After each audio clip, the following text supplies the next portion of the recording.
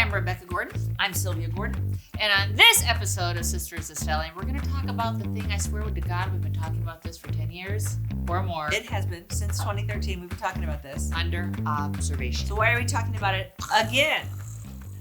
Because clearly they've watched every video and they've memorized everything. You are experts. The reason we're talking about it again is because it has come to my attention that a lot of people are confused because during COVID, they suspended the 3 overnight hospital stays before you could be admitted to a nursing home and have your med sub pay. So that was part of the COVID thing. Remember, because they wouldn't let people even in the hospital and it was all crazy. Right. So, and that coupled with the fact that legislation has been advanced many times, maybe every year. And then a lot of people see the legislation like, oh, Senator so-and-so is going to change under observation.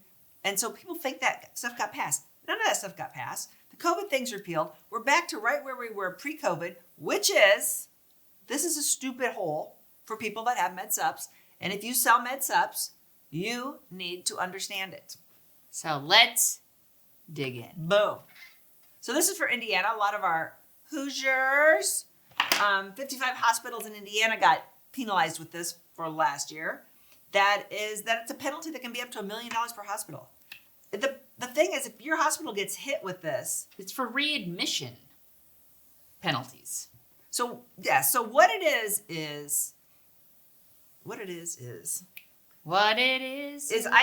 if I admit somebody to my hospital, then I discharge them, and they are readmitted.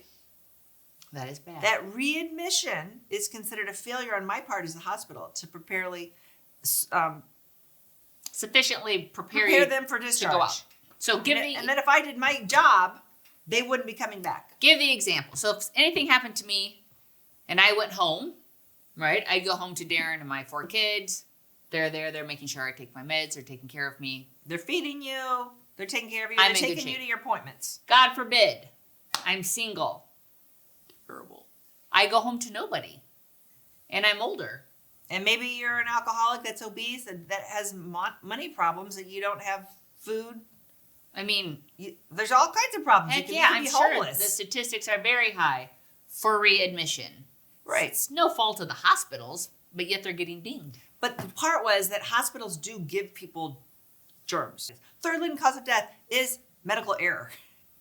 And so people go to the hospital for something little and they get hospital-acquired germs. So that's one of the things that Obamacare, this was a Obamacare era concept, was going after. Like, don't make people sick. Right. Well, Okay, well, that's a good concept. That's a good idea. It's a great idea. Okay, so about 3,000 hospitals were penalized last for year this readmission. for it, which they said is the lowest number since 2014. Now, does that mean people are healthier? No, it just means they're not admitting people. You can't be readmitted if you were not admitted.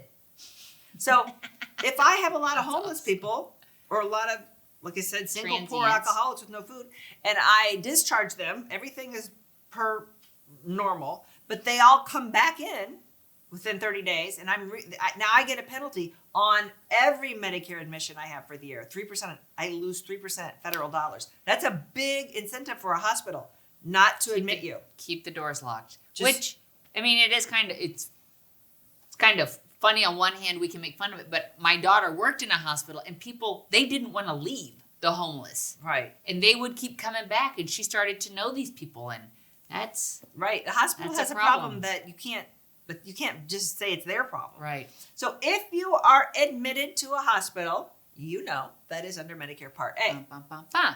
Okay, so why the whole thing? Why are we talking about this? Money. Hospitals don't want to lose money. Medicare doesn't want to lose money. It's always money. Money's always the answer. So you could be in a hospital bed. You get the bed. You get the gown. You get the bracelet. You're on the same floor as everybody. You're not on a special wing for under observation. You're just with everybody in the general population. How do you know that you are under observation? Well, They have to give you notice now. It's called a moon notice. Sorry, this one's blurry. I'll skip past it. But they have to tell you within 36 hours. of the start. So that was a win for us. We fought for years for that. But still, they tell you, you still have no rights. You still can't say, well, I want to be admitted. You can't demand to be admitted. There's nothing you can do. Now you just know And all really it says is like, it might impact your skilled nursing, post-hospitalization skilled nursing, if you haven't messed up, and like maybe talk to your insurance company. But then they're going to just tell you, hey, same thing, you're not admitted. If you get discharged, we're not paying for your first 20 days in nursing home. Try to fall out of your bed. So if you're not admitted, but you're still in the bed and the gown and the bed, now you're outpatient, even though it looks to me like you're inpatient because you've been there for 3, 4, 5, 6, 7 days. You can be there for a super long time. So there's no limit? No. You could be there for 2 weeks. That's a hole. It's a big hole. Because you're thinking, no way possible. The first time I ever came up upon this, I remember the guy, he walked into Gordon Marketing and he has this thing and he's like, yeah, they're trying to charge me this. And I'm like, oh, no. You're on, I'm like, no. I know it is insurance. That's, like I said, it's wrong. It was a coding error. It was no. This is easily going to be fixed. Then like 2 months later, I finally figured out. Could not figure this out. And that's what I'm trying to basically tell agents. We can't help you. There's nothing you can do to warn your clients to prevent it. The only way to potentially fix it is more insurance. Yeah. It's just you have better nursing home insurance, standalone nursing home health care, something else. 3,000 hospitals were penalized last year. It's a lot of money, but it could be a lot of money to your client. So this lady was 86 years old. She fell and broke her shoulder and her sacrum. And she was under observation. For 5 days in a hospital. 5 days. I had we both had frozen shoulder. Dear God in heaven. Yeah. Painful. 5 days. So if they would have admitted her, then the med sup would have paid. But since the med sup couldn't pay since she was never admitted, it cost her out of pocket $4,000.